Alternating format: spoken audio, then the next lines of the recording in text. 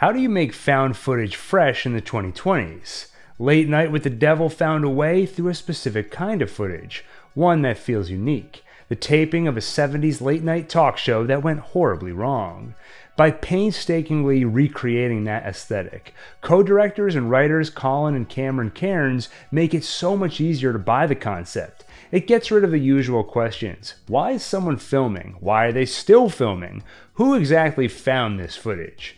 The format also makes the slow burn more effective. There's less struggle to engage the audience, patiently waiting for the inevitable blood, because you're already watching a show designed to entertain. David Dastmalchian, who spent countless hours studying vintage talk show hosts, channels their mannerisms and delivery to bring a genuine and genuinely entertaining performance.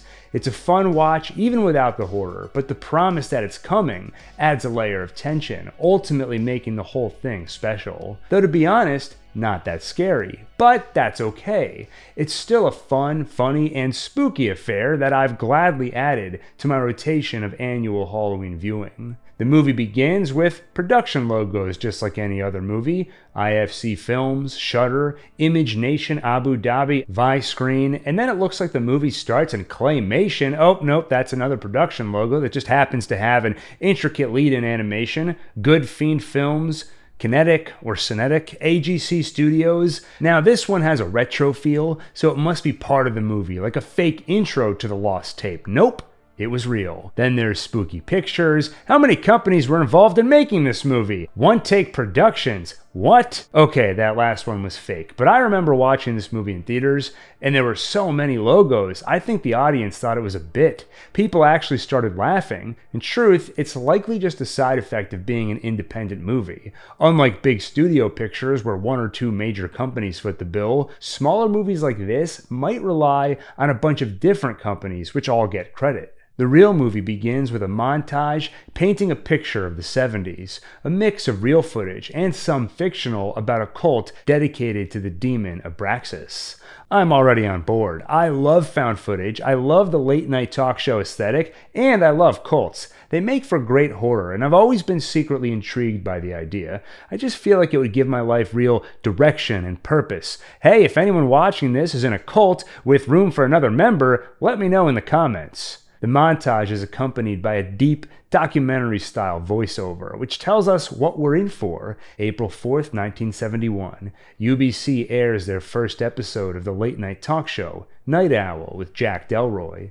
The host is a popular Chicago radio announcer, but this is his chance to move up in the world of entertainment. The show is a hit, and in 1972, he inks a 5-year deal with UBC. It's quiet, but if you listen closely to this scene, you'll hear a reporter shouting a question. What did you have to sacrifice to get here tonight?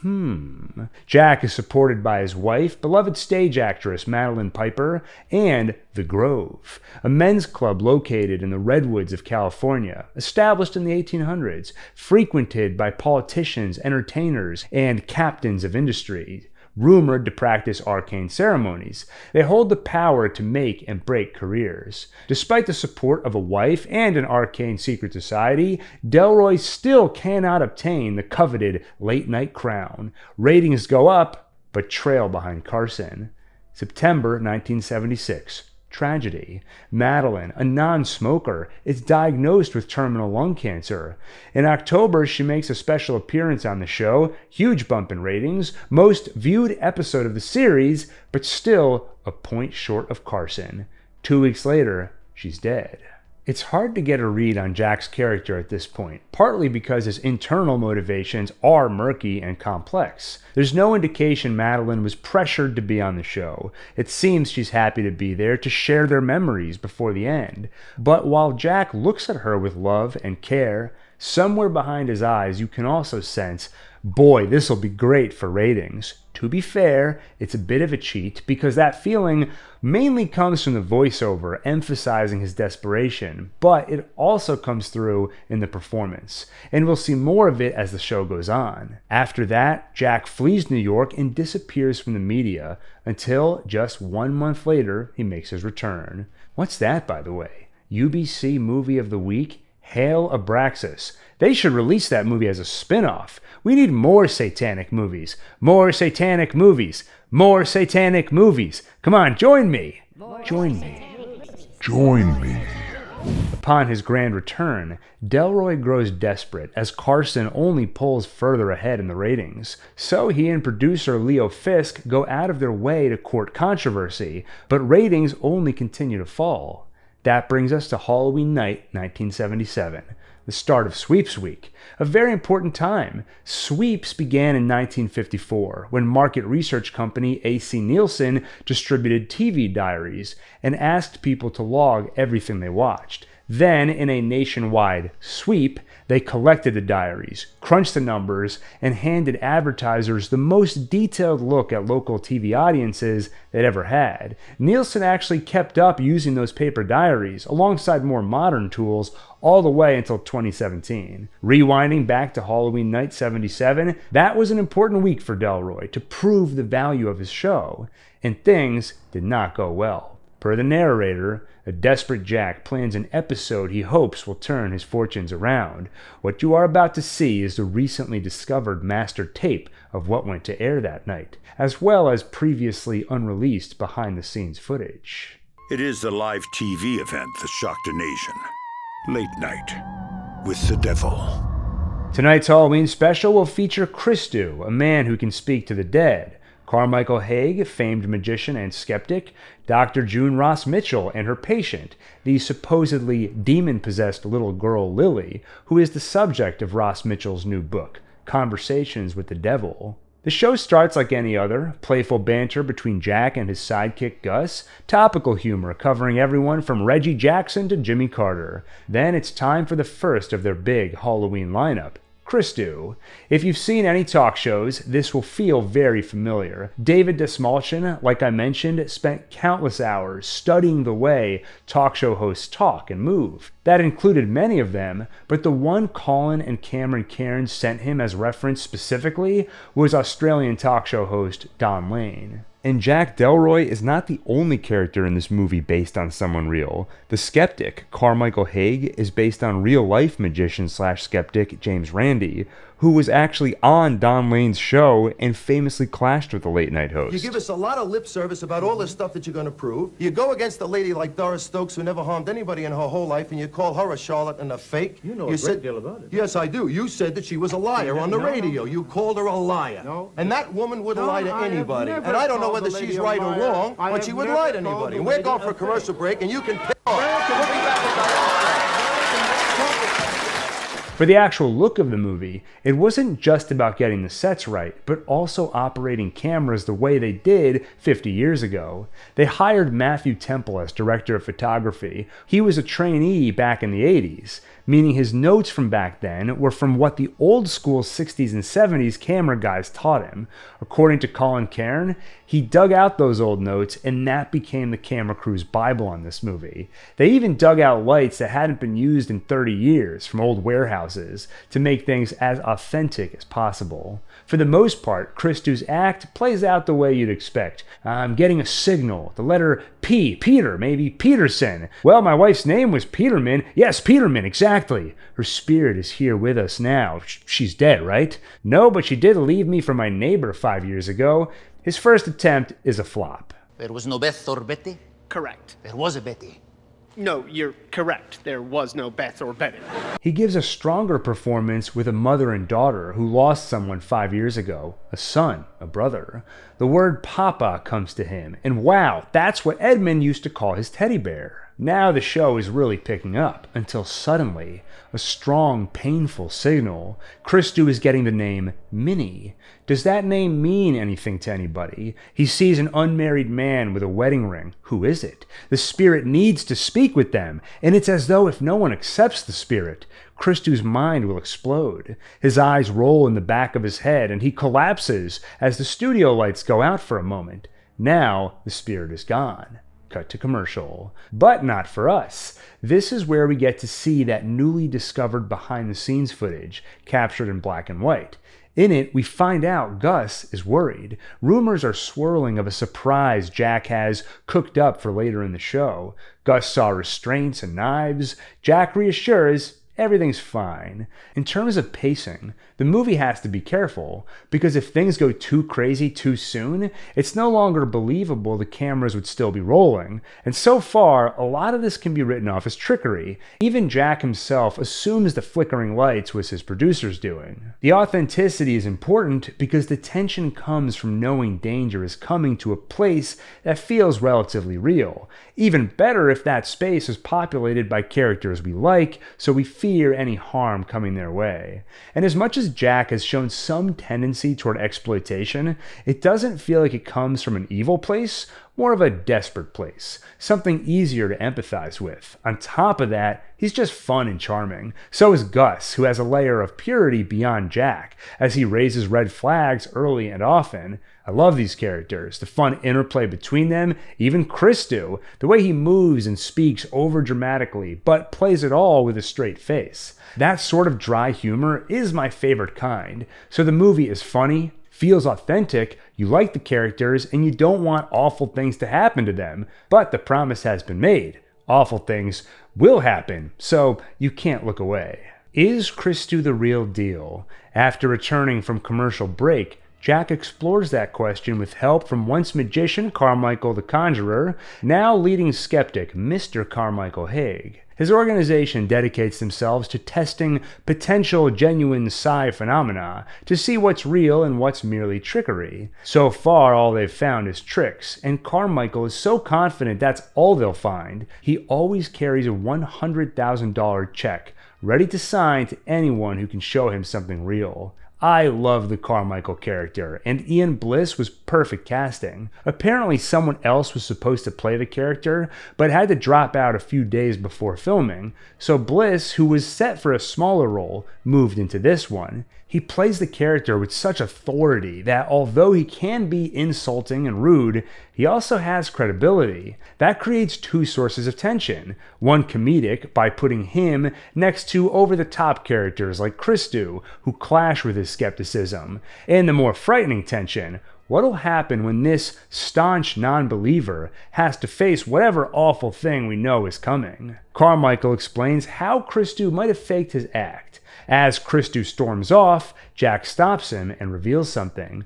During Christu's episode earlier, when he was looking for someone to accept the spiritual visitor Minnie, well, Minnie was Jack's private nickname for his wife, and he still wears the ring. Like Christu said, he sees an unmarried man with a wedding ring, so it seems that powerful presence earlier was Jack's wife, reaching out from beyond the grave. After the revelation, Christu projectile vomits black fluid onto Carmichael, so the crew walk him off set. Cut to break, which means more behind the scenes stuff. Great example of the humor in this movie.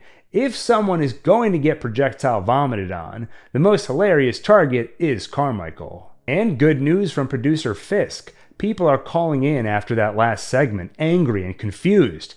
Can't be bad for ratings. I have to admit, the movie does stretch credulity at times with this behind-the-scenes footage. A lot of it captures Jack and Leo at their worst, giggling like schoolgirls over all the controversy they're courting with the show and what that'll do for ratings. Even if you buy that there's a sort of documentary crew capturing stuff between the live segments, it's hard to buy Jack would allow some of these conversations to happen in front of those cameras. Does it stretch authenticity too far? I enjoy the movie enough to get hypnotized by it and let it go, but it might be too far for some. Returning from break, Carmichael explains to the audience that what they just saw was an old vaudeville routine, spouting, or controlled regurgitation, something I've been practicing myself. Become a member for that and more Too Hot for Monetization content. As Jack prepares to welcome his next guest, he pauses for a siren going by. An ambulance for poor Christu. And poor me. I can relate to this. I used to live by a hospital, so while recording, I'd have to stop literally every 2 to 3 minutes while sirens went by, then cut around it all in post. But it's impossible to get them all, and if you listen back to my old recordings and listen close, you can hear a subtle bed of sirens beneath it all. The next guest is Dr. June Ross Mitchell, parapsychologist, and her patient, the supposedly demon-possessed Lily. But first, a clip explaining their history. Meet Xander Diabo, founder and leader of the infamous First Church of Abraxas. Stories spread of kidnapping, firearm offenses, children bred for human sacrifice, and the spilling of blood. In August 74, the FBI lays siege to the house, and after a 3-day standoff, Diabo commands his followers to douse the house and themselves in gasoline. There's only one survivor out of the flames, the 10-year-old Lily. Was she lucky, or was her survival part of Diabo's wicked plan? Her memory of her time in the house is fractured and incomplete. So the FBI turned to June's Psi Research Center. Demonic possession, or what us professionals call psychic infestation. What an awesome phrase, and a small example of the movie's feeling of authenticity. Between the found footage aesthetic and the doctor using phrases like parapsychologist and psychic infestation, I'm totally bought into the world and can't wait to see what it has to show us. I also love when science meets magic, like in Ironheart. What, Ironheart, when she had to borrow dark magic from Dormammu's dimension? Never mind. Lily is all smiles in the interview and has good news for Jack. And you needn't worry about your TV show. I think you're going to be very famous soon. During the break, a strange moment where Lily sounds less like herself and more like Jack's deceased wife. Time to make ourselves pretty again. Don't I already look pretty, Jack? You're good. It also becomes obvious that Jack and June are more than just acquaintances, and even more than friends. Perhaps that's why she acquiesces to his pressure to press on with the show, despite June's concerns over Lily. Yesterday, she went into a fugue state and kept repeating Jack's name, like she was trying to remember something. Also, Christou apparently died on the way to the hospital. Back to the show. During the interview, June shares info about Lily's condition. They don't think she's possessed by Abraxas, but by one of the minor deities said to serve him. Lily calls him Mr. Wriggles because of the way he wriggles inside her head, which immediately makes me think of The Exorcist, where Regan called her new friend Captain Howdy before finding out it's a demon. Carmichael is, of course, quite skeptical. But Jack has an idea. Why not speak to Mr. Wriggles right here in the studio? It takes some pressure from Jack and the audience, but June acquiesces again. Stay tuned for a live television first. As we attempt to commune with the devil, but not before a word from our sponsors. If you want to sum up the satire of this movie, I think it's all captured in that line. If the devil is real, then communing with him is the most serious and dangerous thing you can do. So to follow that with, but first, have you played Raid Shadow Legends? It's hilarious and with something to say behind it about exploitation and how far the desperation for fame and fortune can push someone. And that's not the only thing that pressures someone. June, a PhD who seems to truly care about her patient, crumbles under the pressure of a public audience, punctuated by pressure from someone she's close with. We don't know the exact nature of their relationship, but either way, it speaks to the push-pull of emotions that drive someone to do something so irresponsible. The push of pressure from a large audience, or someone you're romantically entangled with. The pull, promises of fame, fortune, and legacy. By the way, in terms of reading Jack's character, this whole thing might be a bit more forgivable if the idea to speak with the devil on live TV came about suddenly, like he got caught up in the moment. But earlier, Gus said he saw restraints backstage. They're about to use those restraints on Lily as a safety measure for their communion. So if Jack had them ready, that means he had the idea going in. He didn't tell his sidekick Gus about it, and worst of all, didn't tell June, but instead sprung it on her tonight, as if it was a spontaneous idea, like he did get caught up in the moment.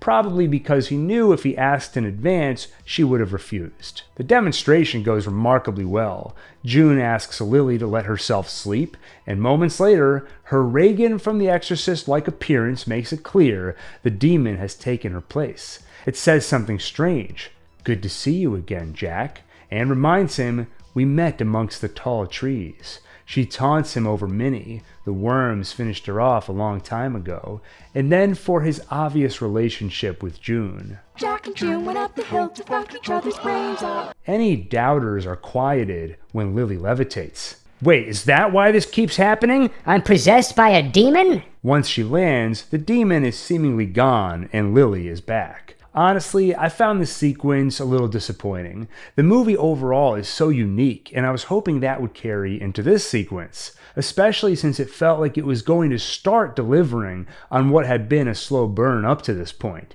But instead, it's pretty generic. Lily's face looks a little messed up, and she talks like this. Even the voice part sounded weird because you hear two voices at once, the demon and Lily, but Lily's voice cuts through so strongly, it comes across as goofy. There is one jump scare that caught me off guard though, which is basically the only jump scare in the movie. I'm gonna play that now, so brace yourself. You know I can't help it. I know. I never. It's somewhat interesting when the demon implies he and Jack have met before, but also not that surprising. The opening of the movie told us about his association with the Grove, so we're waiting for the full reveal on what Jack has to do with all this demonic stuff. Also interesting, there's a sort of electricity effect before she starts levitating, implying a vague interaction between the supernatural and technological, which I think comes into play later, kind of like in Ironheart. Jack could not be happier with how that segment went. Maybe June and Lily could even come back for a regular spot on the show. Gus is freaked out. 3 of the crew members have walked off. Even Carmichael at least raises an eye when he finds out Christou is dead. Bottom line, this is the biggest TV event since the moon landing, only this one is real and not directed by Stanley Kubrick. What's Carmichael's explanation for what the audience witnessed? I mean, they saw the chair levitate for Abraxas's sake. Well, Carmichael has an answer. He'll show how it was done. He just needs a volunteer. Thank you, Gus. Over the next few minutes, the audience witnesses something terrible. Worms crawling out of a hole in Gus's neck, his stomach, and a giant worm that crawls out of a crater where his eye used to be. Or did they? No, it was simply hypnosis. Carmichael taking advantage of your suggestibility to make us, you, all see something awful. I didn't see a thing. I'm not suggestible at all. I cannot be suggested, but my videos can. YouTube algorithm, I hope you're listening. I love this sequence. In a way, the underwhelming communion with the devil works to the advantage of this sequence by making it more unsettling by comparison. Where I was hoping for a unique spin on talking to a demon but was left disappointed, this scene was a unique spin on a hypnosis scene. Unlike a traditional sequence, the hypnosis isn't used on one character, but an entire audience, us included. I often hate hypnotism scenes because they can feel like a cheat, an easy way to advance the plot or pull out a character revelation. But here, it's the opposite. It's essentially a character attempting to regress the plot, trying to tell us that what we just saw, the supernatural escalation, wasn't real. For me, it was also the scariest part of the movie. I was not expecting to delve into body horror, so the worms were unexpected, and it was happening to Gus, such a fun, good-natured character who is already nervous about how the night is going. You know it's all hypnosis, but you also know things are supposed to go wrong at some point, so you aren't sure if this is the moment.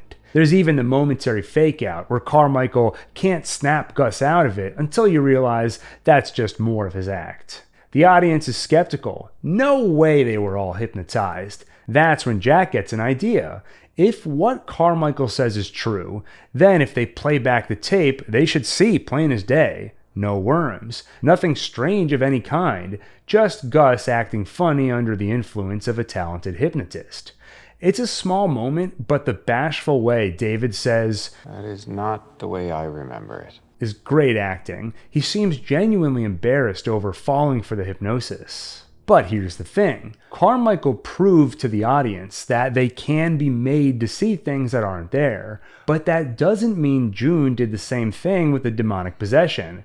And there's an easy way to prove it, Lily suggests. Just play the tape back from that part of the night. Will we see a demon-possessed Lily, or just a girl acting funny under hypnosis? Unfortunately, there's no time. Miss Cleo James is up next to play them out with a bewitching jazz medley. No, that's not fair, Jack decides. Everyone is dying to see what's on that tape. Worth noting, June is against the idea until Lily begs her. We want everyone to know the truth, don't we, June? I assume this is the demon's influence. So, what is on the tape? Hypnotic suggestion? Some other trick? No, just a girl possessed by a demon. And something else pops on screen for a second. Jack asks them to go frame by frame, and they see her, the apparition of his wife, with her hand on his shoulder. For a moment, we see that hand live, too, on Jack's close-up. This is when everything goes to hell. Lily starts acting weird as electricity emanates from her. The studio lights go crazy, and Lily's head splits open, showing the demonic force inside her. Gus makes a feeble attempt at an exorcism using the crucifix from around his neck, and ends up with his head turned around the wrong way. June gets her throat cut open by the necklace around her neck. Carmichael, finally meeting a real demon, does the only natural or unnatural thing and pledges allegiance to it, earning a slow, torturous death by melting. I love Carmichael's immediate reaction. He's the logical, skeptical one, so you expect he'll always look for the most rational path. Now he sees a demon he couldn't possibly defeat or escape. So without a moment's hesitation, Lord of Flies, God of ungodliness, I solemnly promise to worship and obey thee and perform thy unholy bidding. When that fails... More of that dry humor, treating the insane or absurd as mundane. Along those lines, his last best attempt is to follow through on a promise. He's now seen proof of the supernatural, so he whips out that check, and the demon is apparently uninterested in the money. As for Jack Delroy, the demon sends him on a trip down memory lane. Reruns, if you will. He's suddenly back on set for previous episode, but things feel off. The worm from Gus's head even makes an appearance. Jack begs the viewers at home, "Stop watching this." But we won't do that, Jack. We're gonna see all your dirty little secrets. Yes, let's go back to when he signed the 5-year deal with UBC. The reporter asking, "What did you have to sacrifice to get here tonight?" Station owner Walker Bedford announces, "Oh, Jack Delroy's greatest sacrifice is yet to come." We see his participation in a ritual with the Church of Abraxas. He drinks what they hand him, then finds his wife on a deathbed. A memory, maybe a ghost. She makes it all clear. Whether knowingly or not, Jack made a deal with that church to be number one, but he'd have to pay a price. That price turned out to be Minnie. Now they own his soul. Jack claims it wasn't supposed to turn out this way. He still loves her. Then she asks for one last favor, to end her pain. He stabs her in the chest, only to wake up back in the studio having stabbed Lily. That is how Delroy's story ends. On stage, joined only by corpses. Lily, Carmichael, June, Gus, all dead.